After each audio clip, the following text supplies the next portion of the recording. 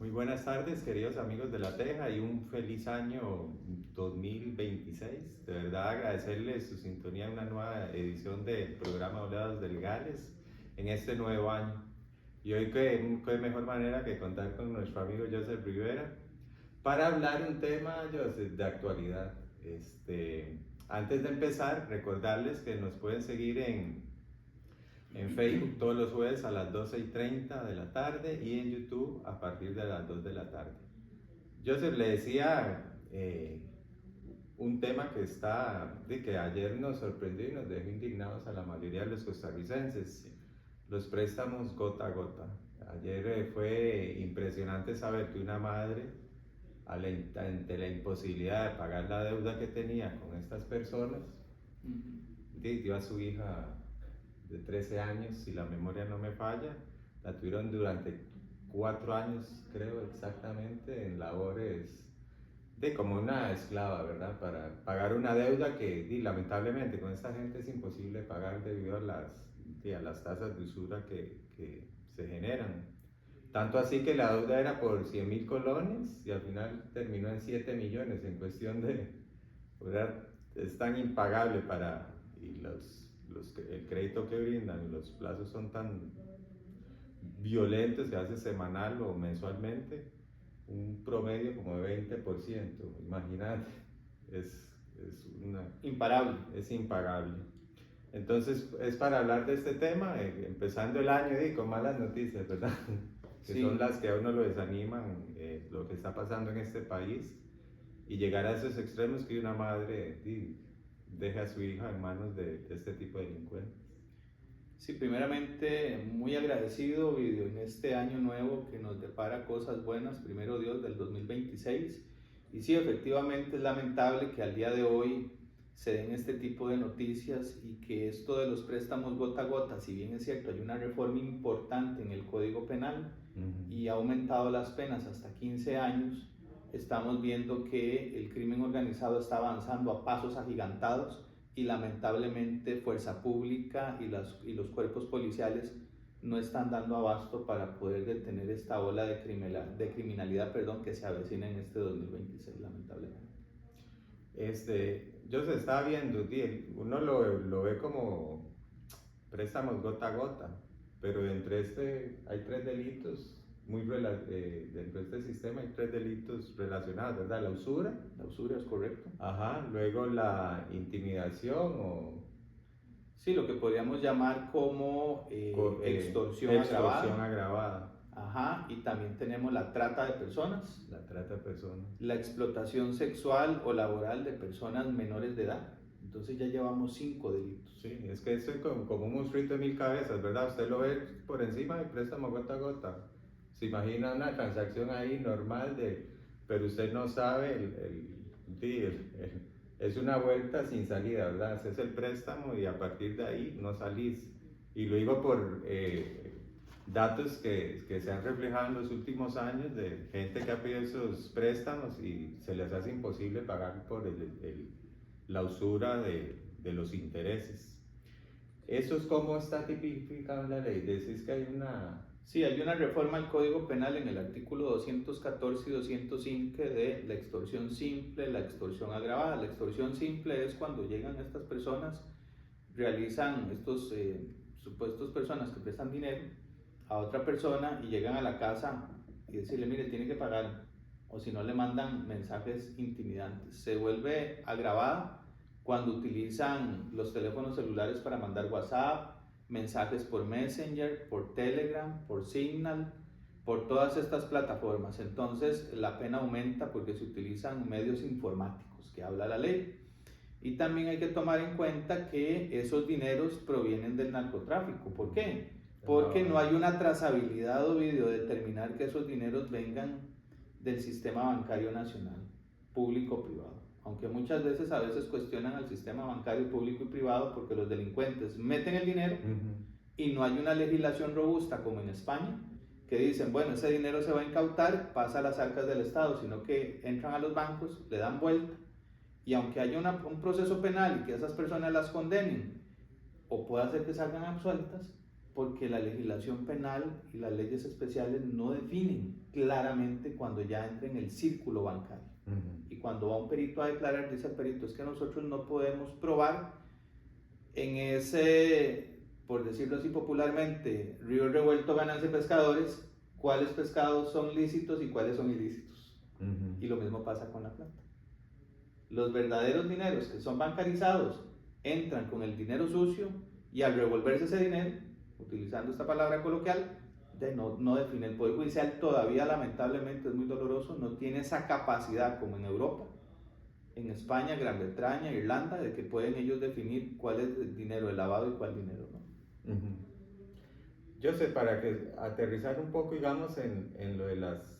Estábamos viendo que son varios delitos que se engloban en el uno. Es correcto. Cuando se hace la captura de un tipo de estos tipos, como ocurrió ayer, se hace un análisis de qué delitos cometieron y se juzga por aparte, o con esta reforma el máximo son 15 años. Qué interesante la pregunta que usted me está haciendo, Video. Hay delitos de pasaje. ¿Qué son delitos de pasaje? Y yo siempre le pongo este ejemplo a mis estudiantes en la práctica, en la vida real en la universidad. Quieren robarse estas cámaras, tienen que quebrar esa ventana y hay daños a la propiedad. Pero aparte de eso, de que quebraron esa ventana, cortaron los alambres de la alarma y no sonó la alarma. Entonces la legislación penal costarricense establece que el delito mayor subsume a los delitos pequeñitos. Sin embargo, al ser delitos igualmente graves, el tema de la explotación de una menor de edad, o venderla para pagar una deuda, o entregarla a cambio de una remuneración económica, ahí no es un delito de pasaje. Entonces el juzgador, y en este caso el Ministerio Público o los abogados querellantes que representen a la familia, según lo que establece la ley costarricense, tienen que decir que se dieron varios delitos en concurso ideal. ¿Qué significa eso? Que se dieron en el mismo tiempo, pero lesionaron diferentes bienes jurídicos. Entonces hay que sumar hasta un tercio más la pena para determinar cuál es el más grave y ponerle ese tercio más de la pena, y que se haga esa valoración ya si se llega a juicio y decir, mire, no son 15 años, son 15 más 16 de la explotación o del tráfico de menores, ¿verdad? Depende de lo que se vaya a analizar, cómo fue el móvil en la investigación, para decir que puede ser una pena superior a 20 años. Es impresionante. Claro, por supuesto. Poniéndose en el caso de la mamá, ella también se expone a un castigo penal. Claro, hay un delito que se llama incumplimiento de la patria potestad, ¿verdad? Está regulado en el Código Penal. La Fiscalía tiene que analizar si de verdad va a acusar a la madre o si la madre fue víctima de alguna amenaza, alguna extorsión, y si de verdad fue que ella no tuvo esa voluntad de entregarlo, que más bien fue por un tema de los extorsionadores que dicen, bueno, como usted no tiene nada que darnos, ni un vehículo, ni una casa, ni un objeto electrónico, ya nos vamos a llevar a su hija. Y prácticamente podríamos decir que la privaron de su libertad o la sustrajeron del ámbito familiar, y podría existir el grado de probabilidad de que la madre no haya tenido ese dolo o ese razonamiento de decir, la entregamos a cambio de que no me cobren esos 100.000 colones. Pero eso es hipotético, tendríamos que analizar todo el caso en concreto. Se podría dar que si hay un consentimiento de la madre, sea sancionada penalmente, pero si no existe ese consentimiento, podría existir una causa que la exculpe a ella de alguna denuncia o de alguna situación que el Ministerio Público quiera encauzarle en un proceso. A mí y por los comentarios que leía en la nota que publicamos, mucha gente dice fue contra la mamá. Bueno, hay que estar en los zapatos, uno no puede juzgar. Y uno de los comentarios, pero es que son 4 años desde que entregó a la chiquita, nunca tuvo la valentía de ir a denunciar o de... Incluso la situación estalla porque la chiquilla se escapa y se van contra el hermanito que lo secuestran, ¿verdad? Para seguir con dominando a la señora, ¿verdad? Vamos a ver, Ovidio, el Estado tiene que preocuparse por las víctimas.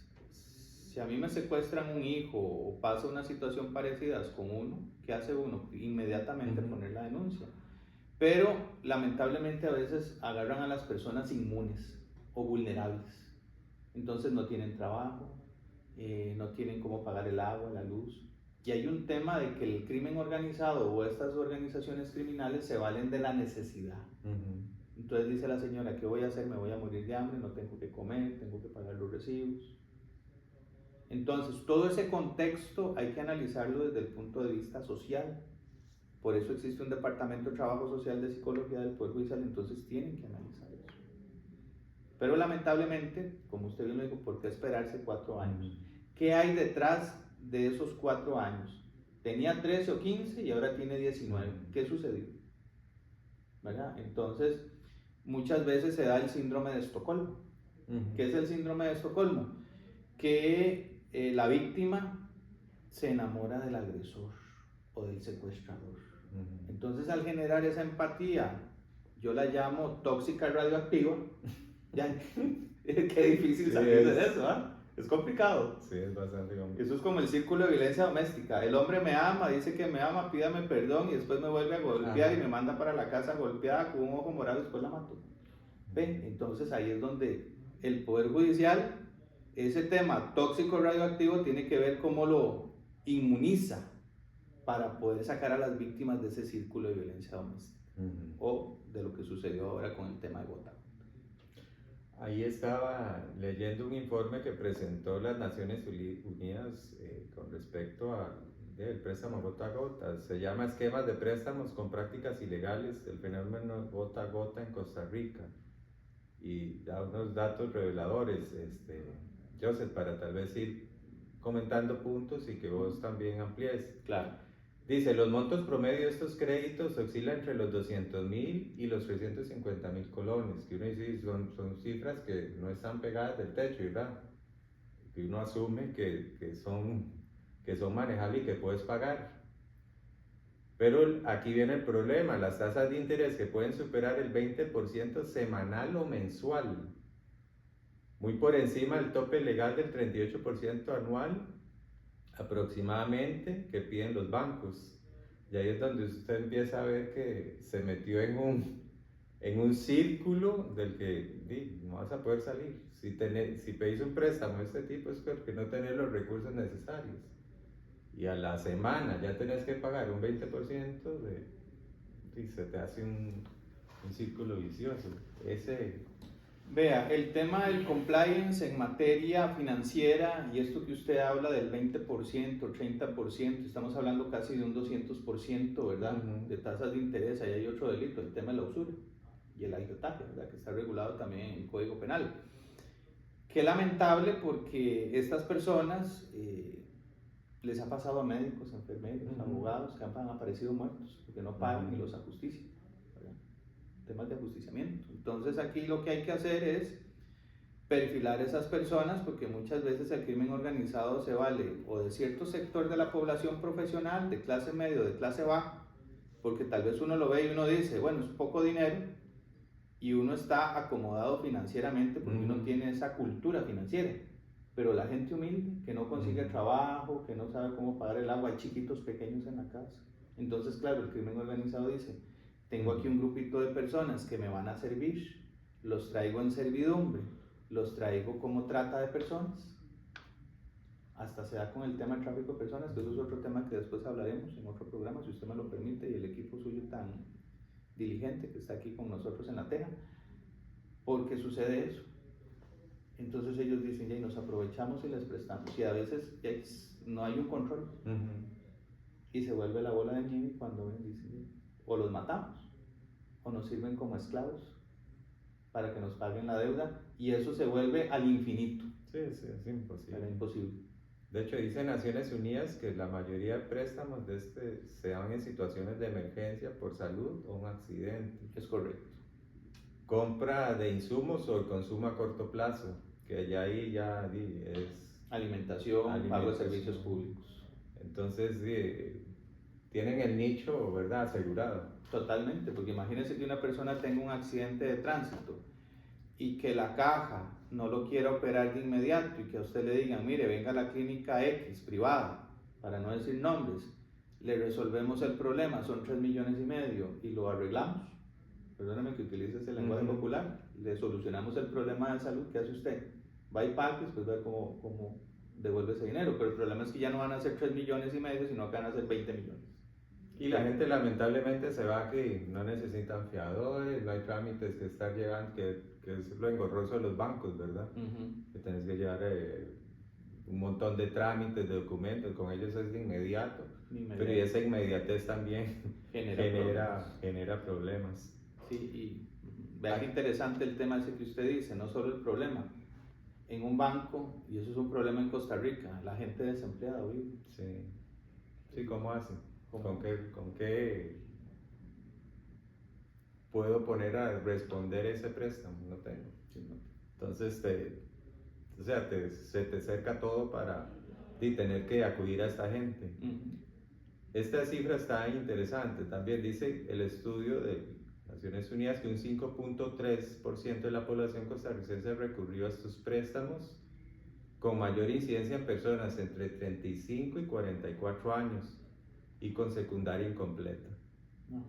Lo que veníamos hablando, gente que no ha terminado el colegio, que no tiene un trabajo estable.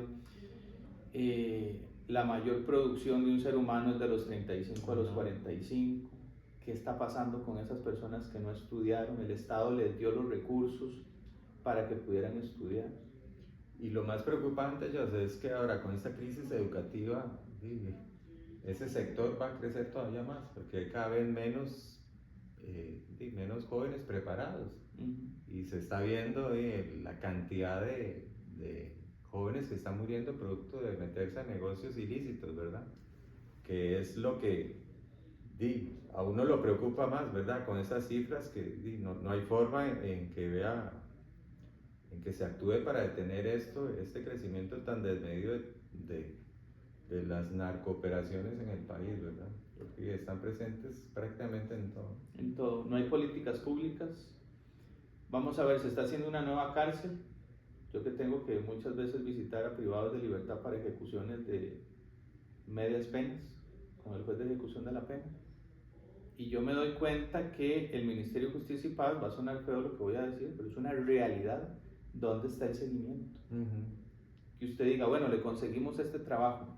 Hay una cifra negra de profesionales presos. Ingenieros industriales, abogados, médicos, biólogos. Me encontré un bioquímico y usted dice, están metidos en esa cifra. Y usted dice, ¿cómo? No encuentran trabajo. Entonces, ¿qué hacen? Lo contrata el crimen organizado y dice, vea, le voy a dar este capital y usted se va a encargar de prestarlo. Me trae los intereses, usted se gana una comisión o yo lo mantengo para que usted siga viviendo, porque usted no sirve de nada, porque hay no tanto título y tanta cosa y el Estado no se preocupa. Y también los muchachos que ni trabajan ni estudian, los ninis, los famosos ninis. Entonces usted dice, ¿qué está haciendo el Estado para fomentarle a las familias becas? Las becas Avancemos, la alimentación en comedores escolares, porque usted no puede estudiar con hambre. Entonces, todo eso que está pasando es culpa del gobierno, del aumento y la proliferación, y también en los barrios marginados. Llegan ahora a pedir votos, qué bonito. Vamos a la León 13, a Guantafilo, a Los Guidos, a todos esos lugares, que algunos son bonitos, otros no tan bonitos, y hay de todo en la Villa del Señor, pero usted no oye al político decir, bueno, si yo llego voy a fomentar en las escuelas y en los colegios el comedor escolar, los 3 tiempos de comida, y cuando usted saque el bachillerato, tenemos esta bolsa de empleo para que usted entre a las zonas francas y va a salir hablando inglés. Ese es el compromiso que tiene el político con los costarricenses, y eso usted no lo ve en la no se está viendo. Y el MEP sigue renqueando. Estos datos también son preocupantes. Dice que las redes de prestamistas gota a gota operan de manera descentralizada, con múltiples oferentes coexistiendo incluso en un mismo territorio. Son barrios y comunidades pequeñas, y que se suele estructurar de la siguiente manera: personas dueñas del capital, personas que colocan el capital, red logística y de apoyo, que serían los cobradores, que pueden trabajar para varias redes incluso. Es correcto. Es toda una organización. Es toda una organización. Es que uno piensa que el famoso prestamista de antes, ¿verdad? Que llegabas, le pedías plata y en algún momento le pagabas, pero no llegaban a estas situaciones tan... Eso se daba mucho en las instituciones públicas. Había alguien ahí que tenía una platilla. Mira, hoy no me llegó la quincena porque el Poder Judicial me paga hasta dentro de 3 meses. O la caja. Dice, bueno, le voy a prestar 300,000 para que se la juegue y cuando ya le venga todo el salario acumulado me lo devuelve. Y me paga el guito más. Que no eran esas prácticas, siempre tenían su ganancia, pero no era este nivel tan usurero, es ¿verdad? correcto, sí. Pero vea cómo se van mutando y van generando como una estructura bancaria con mensajeros, secretarias, asistentes, hay call centers, etc. Y están los de la mano dura, ¿verdad? Que son los que llegan a golpear, a intimidar, a amenazar. Incluso hacen por llamadas telefónicas, empiezan a amenazar a familiares. Creo que era el caso también de un señor que La Teja lo publicó, creo que el año pasado, que al señor no pudo pagar, le secuestraron la mamá y se la golpearon. Sí. O sea, a esos niveles de violencia llegamos en este país. Y lo que vos decías, ¿verdad? Y cada vez son más ajustes de cuenta por impago, ¿verdad? Y cerramos una cifra de 850 homicidios, y de esos 850 homicidios, casi un 10% es el tema de préstamos gota a gota. Muy duro. Ve aquí la forma de operar, según este estudio de Naciones Unidas. Dice, cuando hay impago, las redes aplican 3 estrategias principales. Refinanciar la deuda con más capital e intereses. Es correcto. Y ahí ya vas, si ya estás ahorcado, le siguen dando más plata y le vamos dando más vuelta, y que la deuda se convierta a perpetua memoria. ¿Qué quiere decir eso? Hasta que usted se muera, termina de pagar. Sí. Revender la deuda a otras redes criminales. Como eso que usted va a un banco y otro banco le asume las deudas del... La innovación del deudor. Sí, pero aquí ya... Le ceden los derechos, una cesión de derechos. Cuando te das cuenta es otro matón el que viene a cobrarte, ¿no? Sí. A menos de que usted le ceda la deuda a otro y que otro quiera pagar, pues yo no creo que nadie quiera que le hagan ese tipo de innovación, ¿verdad? Y luego ejercer intimidación psicológica, amenazas, hurto de bienes o violencia física. O sea, son palabras mayores, ¿verdad? Es que se congrega un montón de delitos, ¿verdad? Totalmente. Y entonces el fiscal tiene que analizar, y lamentablemente el Poder Judicial está cojeando, agarrar cada delito y irlo acusando. Entonces, ¿qué es más fácil para ellos? Y ahí solo acuso la extorsión. Sí, y al final, tal vez una situación más difícil la dejan sin juzgar, ¿verdad? Y por eso ellos se aprovechan de toda esta situación tan gravosa que está pasando en la sociedad. Esperemos que de verdad los políticos que lleguen a Cuestamoras y el futuro candidato o candidata a casa presidencial ponga un alto en esto. Lo que trabajo el trabajo va a ser porque los tentáculos del narco están metidos hasta el cueta, no dirían los abuelos, ¿verdad? Y hay mucha plata que anda bailando. Mucha plata que anda de por medio. Estos datos, imagínense, son denuncias que gente toma el valor. Me imagino que hay mucho más de esta cifra que no se da a conocer, que jamás van a denunciar por el temor a ser asesinados. Dice, las denuncias por extorsión cobratoria relacionadas con estos préstamos sumaron 2.018 casos entre el 2023 y 2024. La mayoría se concentraron en San José, 55.89%, pero con presencia en todas las provincias. O sea, es una red nacional la de esta gente. Y se observa un patrón estacional. Las denuncias aumentan entre mayo y octubre, y con un pico pronunciado en octubre. Ese dato está curioso, ¿verdad? Las fechas que se producen Sí, generalmente cuando se da mayo y octubre hay un tema como una recesión de ingresos. Y después de octubre, porque ya viene el tema de la Navidad, de fin de año. Sí, que como que hay un poco más de bonanza económica. Sí, económica. Pero vea qué interesante en las 7 provincias, cómo desarticular esas bandas. ¿Y qué es lo que está pasando en esto, Ovidio? Como ya el narco está siendo doblegado, ¿verdad? Por todo lo que ha pasado, las células criminales, entonces ellos tienen que diversificarse, porque hay tanto dinero engaletado o escondido, que ellos tienen que decir, tenemos que producir ese dinero porque si no se va a podrir en las bodegas. Entonces utilizan esto para ver cómo lo incorporan al sistema bancario nacional, o en negocios, o en temas privados. Entonces sí es un poco complejo. De hecho, hay mucha gente que habla de negocios que empiezan a florecer así de inmediato y a montones. Eso también se puede considerar que es capital del narco que está tratando de moverle el dinero. Sí, claro, hay algo que se llama capitales emergentes en materia financiera. Entonces, esos capitales emergentes, usted ve que de la noche a la mañana el verdurero ya se hizo empresario y tiene una renta car, tiene unas canchas sintéticas, pero si usted hace toda esa trazabilidad de conozca a su cliente desde el punto de vista bancario, usted dice, ¿pero quién era esa persona? ¿Será que estudió hace 20 años, se inscribió en Hacienda hace 18 años, paga sus impuestos? Entonces hay un pico que va así, va, se mantiene, sube, baja, no va a la caída, tal vez cayó por el tema de la pandemia, pero volvió a subir. Entonces, ese nacimiento a la vida jurídica de esos negocios son muy raros, igual que los temas inmobiliarios. Vea lo que pasó con el INS, que querían meter 10 millones de dólares. Ajá. ¿Y de dónde vienen esos ¿Y de millones? dónde vienen? Que ahí es donde a mí siempre me ha generado esa contracción, y lo digo por experiencia pública. Las veces que hemos sacado préstamos para construir la casa, para comprar la primera casa y luego alquilar ese y comprar otro terreno, y fueron trámites súper engorrosos. Sí. Pero yo veo que hay gente que de repente aparece con una super propiedad, un carrazo, y yo, ¿pero en qué momento?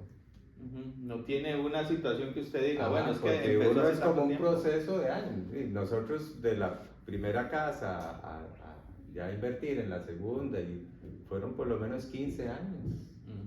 Y eso ahorrando y haciendo, manejando la plata inteligentemente. Pero hay gente que de repente la ves como... Ajá, de la noche a la mañana, dígamelo a mí, ¿cómo hemos tenido? Y los bancos, ¿cómo lo permiten? Ajá. Ellos quieren colocar dinero, pero ¿cómo lo colocan? ¿A quién se lo dan? Ahí es donde viene el problema. Pero bueno, es un tema que nunca acaba. Yo sé, en estos casos, una persona, digamos, se acaba de meter, pidió un préstamo y ya siente que lo están presionando. ¿Qué le aconsejas vos como abogado? El mayor consejo que yo le puedo dar a las personas cuando se meten en este tema de préstamos gota a gota, tratar de buscar alguna forma de cancelarlo. Aunque usted diga, licenciado, pero es que voy a botar el dinero, que mire, que... Bueno, si ya usted ve que es un monto que usted no se lo presta a ninguna institución financiera real, entonces ya va a tener que presentar la denuncia a BJ o a la fiscalía para parar y solventar esa situación. El problema es que hay que buscar la forma en que, si usted se siente amenazado, pedir protección de víctimas y testigos en el Poder Judicial. Y que el Poder Judicial tiene, con este tema de las víctimas, hay ayudas económicas que da el Ministerio Público, ¿verdad? Entonces, determinar si usted califica y salirse de esa situación. Pero como le vuelvo y le repito, Guido, no es solo es denunciar, sino que también el Estado tiene que buscar políticas públicas, porque el Poder Judicial está saturado de procesos.